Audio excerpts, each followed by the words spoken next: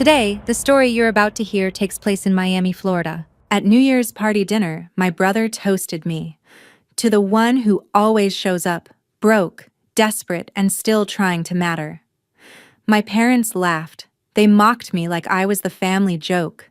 I raised my cup. To the one whose rent account I just closed. The silence after that toast was perfect, and the perfect family started collapsing. My name is Mia. I'm 30, and for most of my adult life, I've been the invisible backbone of this family, the person who wires money quietly while everyone else poses for pictures and pretends we're flawless. They love to say I'm so generous. But that night at that table, under those warm restaurant lights, I finally realized they didn't see generosity. They saw a target. They saw someone safe to humiliate because they believed I'd never fight back. So when my brother turned me into the punchline of his big New Year's toast, I didn't swallow it like I usually did. I didn't smile, look down at my plate, and tell myself, it's just a joke. I'd spent the entire month before that moment quietly preparing a different kind of ending, closing accounts, gathering receipts, replaying every time they laughed at my expense. That toast was supposed to be my humiliation. Instead, it became my line in the sand. Before I tell you exactly what happened after that toast, who cried, who begged, and who found themselves facing a very real rent bill alone, tell me in the comments, what time is it for you right now, and where are you watching from? I want to see how far this one dinner table disaster travels. I'm Mia, 30 years old, the responsible one who never moved back home, never asked for loans, and somehow still ended up paying everyone else's bills. I work in marketing for a resort chain, which sounds glamorous until you realize it mostly means long hours, fake smiles, and smoothing over other people's messes. Funny thing is, that's exactly what I also did for my family, just without the paycheck or the thank you. On paper, we looked perfect. Two parents who stayed together, two kids who grew up in a decent neighborhood, family photos at holidays with coordinated outfits and captions like, "Grateful for my blessings." But what you don't see in those pictures are the late-night bank transfers, the emergency credit card payments, the rent money I sent just this once that somehow turned into every single month. It started small, a temporary loan here, "We'll pay you back next week" there. At first, I felt proud. I thought, I'm finally useful. I can help. I can make life easier for the people I love. Then the tone started to shift. The requests stopped sounding like requests. They started sounding like expectations. If I hesitated, there'd be guilt. "You know we're struggling more than you. You don't have kids. You're doing fine, right?" The worst part wasn't the money. It was the way they joked about me. I was the one who chose work over a family, the one who pours all her love into her job and her bank app, the one who kept everyone afloat, but somehow still wasn't successful enough to be respected. One afternoon in December, my phone lit up with a familiar message, my brother asking for rent again. No please, no thank you, just his usual, "Hey, you got it, right?" I stared at the screen and felt something inside me harden. That was the day I opened my banking app. Not to transfer more money, but to close the automatic payments that had been quietly draining me for months. I scrolled through the history of transfers with his name on them and realized I had paid the equivalent of a small car for a man who still felt entitled to call me desperate as a joke. Have you ever looked at your transaction history and realized it's actually a history of how much you've been taken for granted? If you have, you already know why that New Year's toast was never going to end the way he thought it would. Our New Year's dinner took place at a beach resort where my company had helped negotiate a discount for my family. To anyone watching from the outside, we looked like a postcard. Matching outfits, cocktails, ocean view. My mother made sure to get photos of us clinking glasses. My father made dad jokes for the server, and my brother kept the staff laughing with his fake charm. If you'd scrolled past us on social media, you'd probably think, wow, that's a close, happy family. What you wouldn't know is that I'd used my employee discount to get those rooms, paid for the upgrades, and put the deposit on my credit card so everyone could relax without worrying. Again. It wasn't the first time my brother used a toast to turn me into a spectacle. 2 years earlier at Thanksgiving, he'd stood up with a glass of wine and announced, "Here's to Mia, who somehow paid off my car before she paid off her own student loans." Priorities, right? Everyone laughed. I laughed too, even though my chest burned. Later that night, alone in the guest room, I'd stared at my banking app and watched my balance shrink while debt still loomed over me. I told myself I was being dramatic. I told myself, it's family. That's what you do. But years of jokes like that add up. The time he told my childhood friend at a barbecue, "Mia's the family ATM, put in guilt, get out cash." The time my parents chuckled when he said, "She doesn't have kids, so she pays for all of us. It's fair." None of them saw it as cruelty. They saw it as our family dynamic. I saw it as death by 1,000 cuts. In the days before New Year's, that history replayed in my head like a highlight reel I never asked for. I watched my brother at the resort pool brag about his new gaming console, the one he'd bought the same month he couldn't cover his rent. I listened to my parents brag to another couple about how Mia's doing so well, she helps out her brother when he needs it, like I was some walking charitable foundation instead of their daughter. And somewhere between their bragging and his bragging, I realized something. Nobody here was ever going to voluntarily change. If I wanted respect, I was going to have to take it. So I made a plan. Not some dramatic movie-style scheme, just quiet, boring, dangerous decisions. Closing the rent account, printing out a simple list of every transfer I'd made that year, and rehearsing what I would say if he tried another joke toast. I didn't know exactly how it would play out, but I knew this. The next time he raised a glass at my expense, I wasn't going to let it slide. If you've ever been the responsible one, the strong one, the they'll be fine one, tell me honestly, have you ever fantasized about what would happen if you just stopped? The night of the dinner, the restaurant was buzzing with other families counting down to midnight, but at our table it felt like we were rehearsing the same tired script we'd performed for years. We had a big round table near the window, the kind people usually fight over because of the view. My parents were in high spirits, talking loudly about resolutions they'd never keep, and my brother was already performing, telling jokes, charming the server, making sure eyes drifted back to him. I sat there, perfectly composed. The responsible one position I'd been assigned since I was old enough to understand what a bill was. Nobody noticed how quiet I was because they'd gotten used to me disappearing into the background as long as the check always got paid on time. As appetizers arrived, the small comments started, the tiny needles before the knife. My mother leaned toward me, her voice low but casual, like she was asking me to pass the salt. "You'll help your brother with that job application after the holidays, right? You're so good with this stuff, honey." She didn't ask if I had time, or if I wanted to. It was a statement disguised as a compliment. My father joined in, not malicious, just automatic. "Yeah, Mia always figures it out. She's the planner. She'll get him set up." To them, I wasn't just a daughter. I was a utility. Wi-Fi, electricity, emotional support, job coach, and emergency fund, all bundled into one human being. I smiled tightly. My fingers wrapped a little too firmly around my glass, feeling the cold against my palm keep me grounded. Then Jake, who I'll finally name properly now, leaned back in his chair, smirk tugging at the corner of his mouth, and tossed out the kind of line that always landed a laugh. "Mia's not just the planner, she's the sponsor. Couldn't survive a year without our in-house investor." My parents chuckled in that familiar way, half in on the joke, half proud that their son was so funny. I didn't laugh. Instead, I tilted my head and asked, as casually as I could manage, "Sponsor, huh? That what we're calling it now?" Jake grinned like he'd just scored.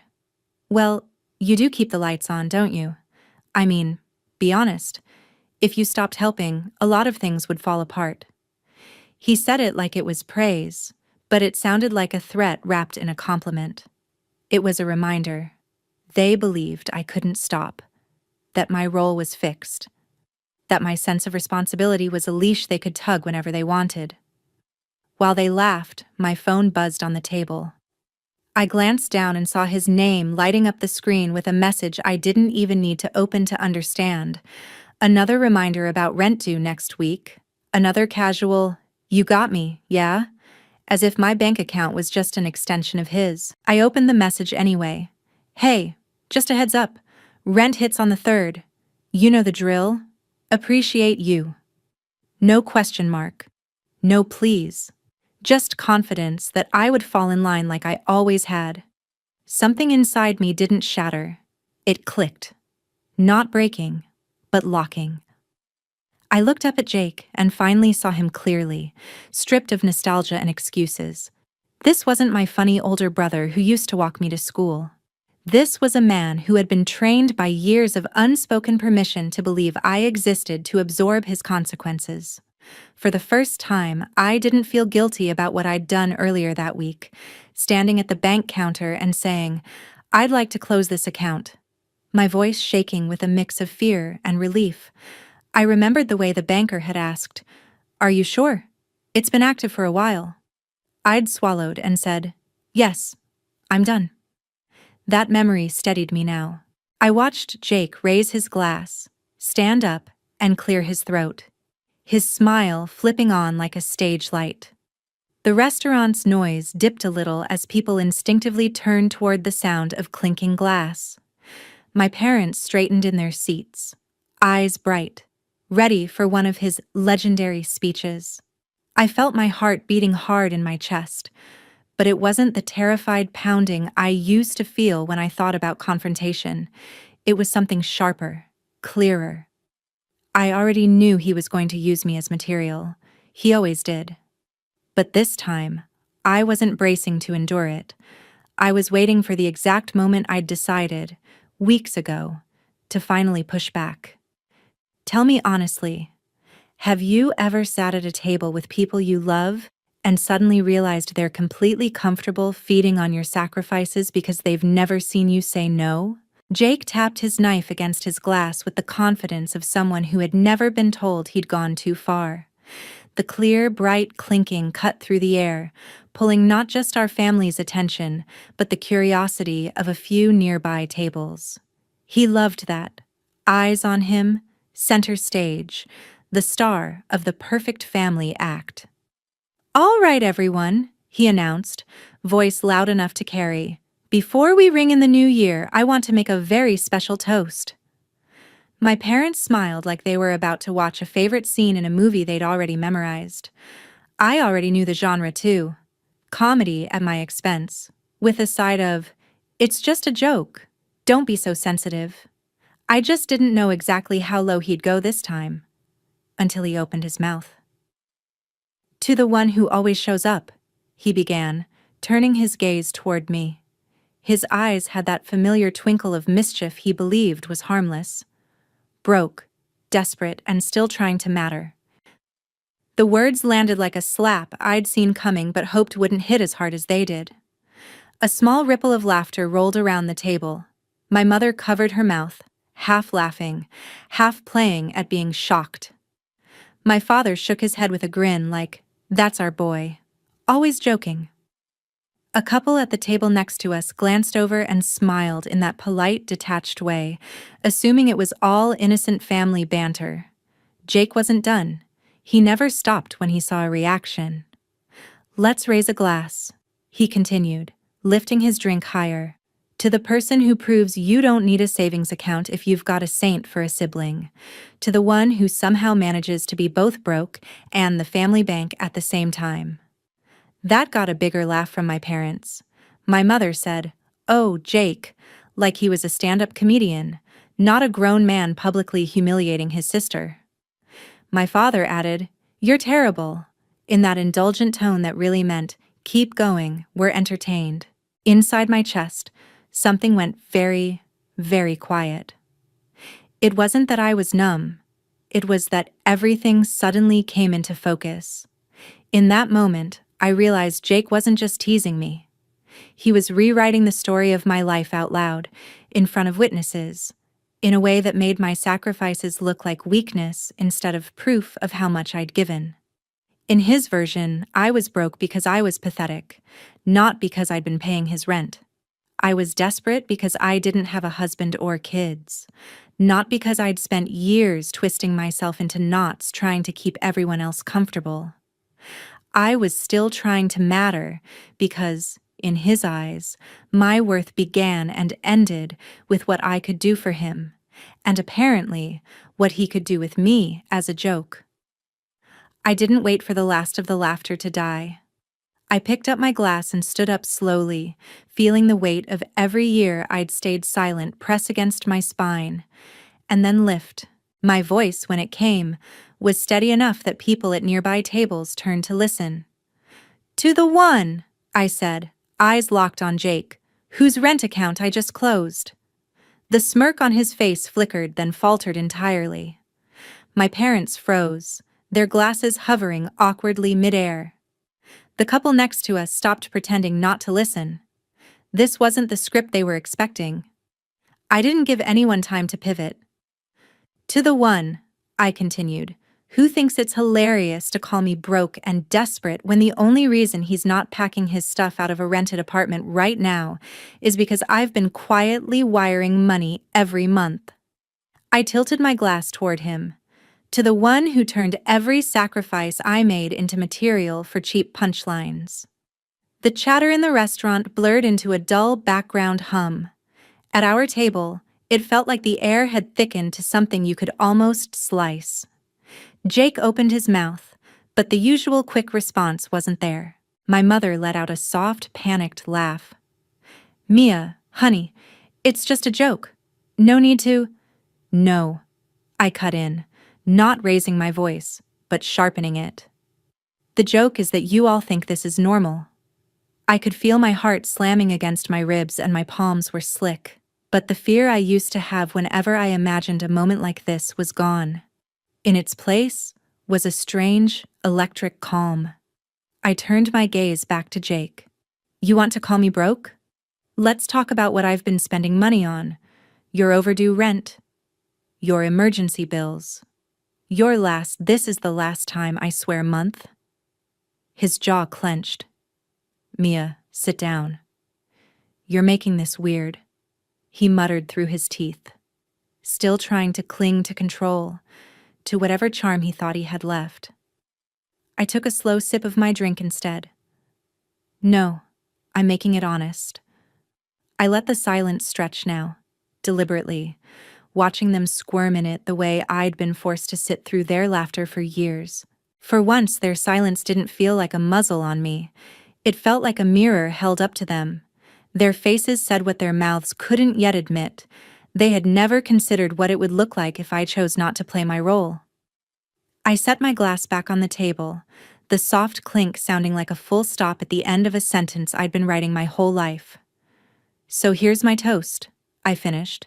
"To the year I stop being your punchline and start being the person who finally says no." I took another sip, slower this time, and let the weight of my words sit there. If you were sitting in my seat with everyone staring, their perfect little image cracking right in front of you, tell me honestly, would you have swallowed it to keep the peace? Or would you have raised your glass too? Jake tried to recover first, like he always did when one of his jokes landed wrong. He let out this forced little laugh and rolled his eyes, as if I'd just overreacted to a harmless tease. "Come on, Mia," he said, voice dipping low but still sharp enough to cut. "Don't be dramatic. It's New Year's. I was just joking around." His tone wobbled ever so slightly on the word joking, like even he wasn't fully convinced. My mother jumped in right on cue, her smile stretched too tight. Yeah, honey, it was just a joke. No need to turn this into a big scene, she said, her hand fluttering toward my arm but not quite landing. My father cleared his throat, the way he always did when he wanted to keep the peace without actually taking a stand. Let's all calm down, he muttered. It was their pattern, their muscle memory. Minimize, deflect, smooth it over. It had worked every other time. But this time, I was ready for that too. I set my glass down slowly, feeling the stem press into my fingers, and reached into my bag for my phone. I wasn't fumbling or scrambling. I was executing something I'd rehearsed in my head 100 times in the quiet moments between transfers and apologies. I unlocked the screen, opened the notes app I'd prepared days before the trip, and let the glow from the phone light up my face. You're right, I said evenly, looking from Jake to my parents. We should keep this from becoming a scene, so let's just tell the whole joke, shall we? I scrolled until I hit the list. Rows of dates and dollar amounts stared back at me. January, I read aloud, my voice steady. $850. Rent. February, $850. March, $850 plus $332.61 for overdue utilities.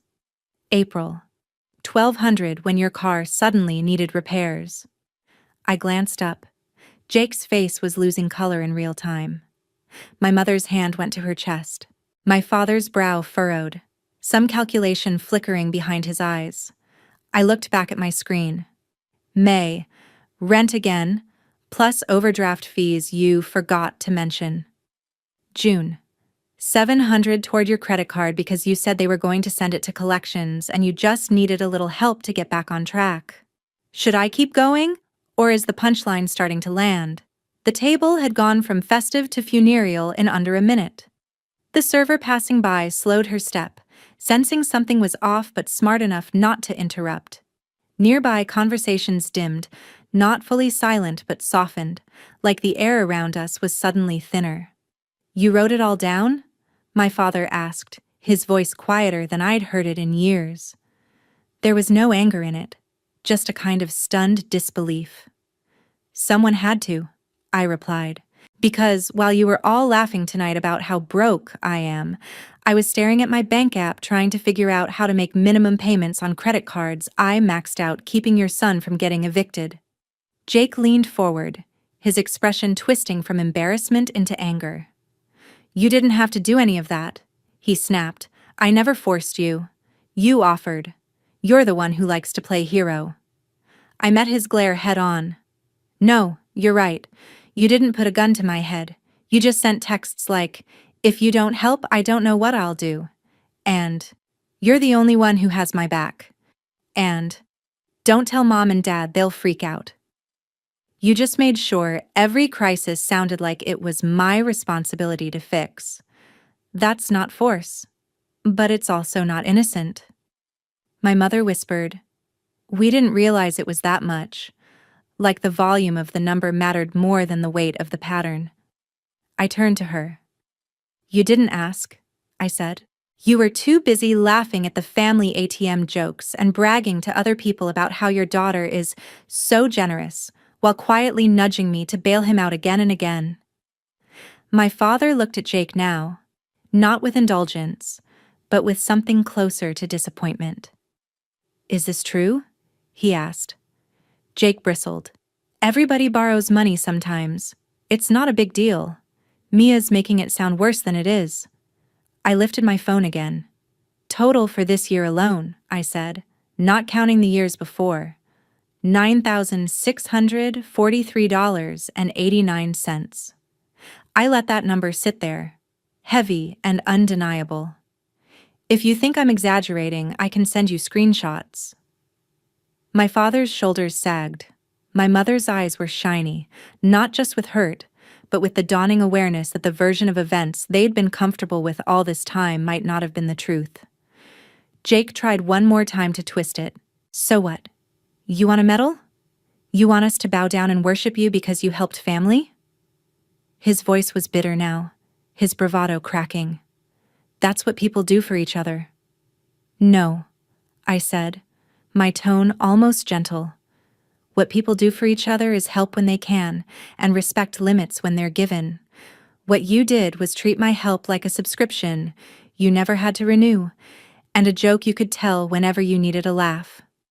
I took a breath and felt my hands shaking, but now it was from adrenaline, not fear. I closed the rent account, I continued, directing my words back at Jake. There are no more automatic transfers. I canceled the recurring payment last week. If you want to keep your place, you'll have to figure it out yourself. Get a second job. Sell your console.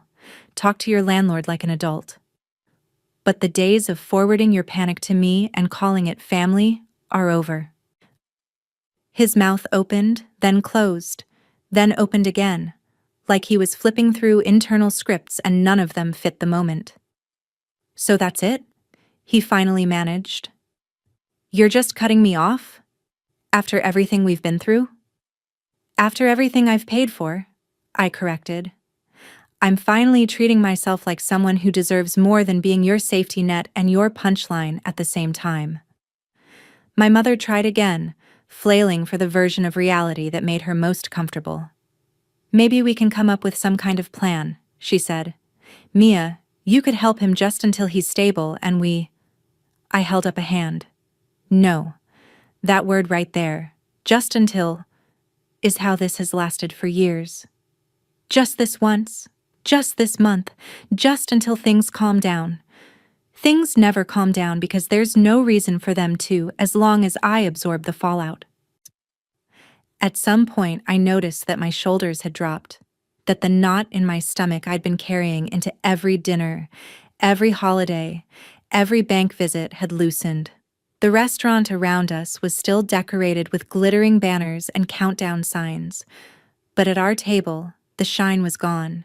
The image of the perfect family had hairline fractures running straight through it, and for the first time, I didn't rush to smooth them over. I let them show. Jake stared at me like I'd betrayed him. What he didn't understand was that the real betrayal had been years of using my kindness as a given and my humiliation as entertainment. You're choosing money over family, he hissed. I shook my head. No, I said quietly. I'm choosing self-respect over being used. There's a difference. Around us, plates were still full, glasses still half raised, and the world was still spinning toward the midnight. But in that moment, sitting there with my phone in my hand and their stunned faces staring back at me, I knew a chapter had closed. They weren't looking at the desperate, broke, pathetic version of me that Jake had just tried to perform. They were seeing a different person entirely. The version who was finally willing to let their idea of a good daughter die if it meant I could stop drowning in expectations. And now I'm going to ask you something. How many times have you let people cross your boundaries because it was easier than watching their opinion of you change? And if you were me, would you have drawn the line in public like that? Or waited for a private conversation that might never actually happen? We didn't make it to midnight together. My mother tried to patch it over, suggesting we talk about this tomorrow, but there was no tomorrow I wanted with things the way they'd been. I put my napkin on the table, stood up, and said quietly, I'm going back to my room. You can stay and enjoy the rest of your perfect night.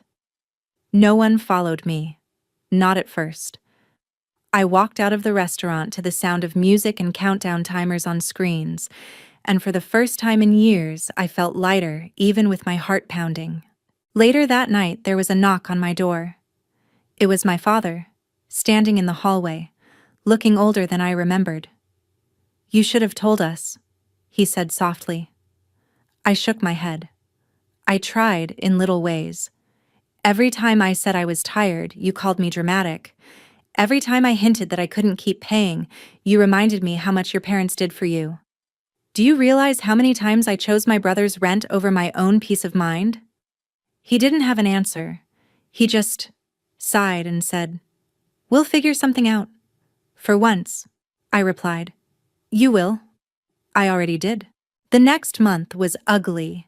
Jake sent me long, angry texts about how I'd abandoned him, how I'd embarrassed him in front of our parents, how I'd turned a little joke into a war.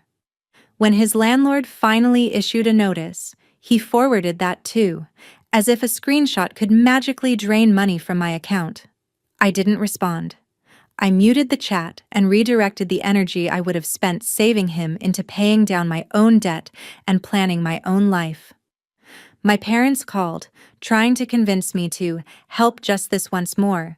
I told them calmly, every once more is what got us here. No. Flash forward 6 months. I'm sitting in a small cafe near my apartment, laptop open, working on a side project I'd been putting off for years because I was always too busy dealing with everyone else's emergencies. The doorbell jingles, and in walks Jake. He looks tired in a way I haven't seen before, not the lazy kind of tired, but the I've been grinding kind. He spots me and hesitates, then walks over. "Hey," he mutters. I nod. We sit in silence for a moment, not thick and suffocating this time, but cautious. "I got a second job," he says finally. "Wasn't fun. Still isn't. But I'm paying my own rent now." I don't congratulate him like he's a child. I just nod again. "Good." He swallows. "I was mad at you for a long time. Thought you were being cruel, but..." I looked back at our messages. It was always me asking. I don't think I realized how much. I raise an eyebrow. "You called me broke in front of our parents." He winces. "Yeah, I was projecting. You know that, right?" "Doesn't make it hurt less," I say. "But I'm glad you finally see it." He looks down at his hands.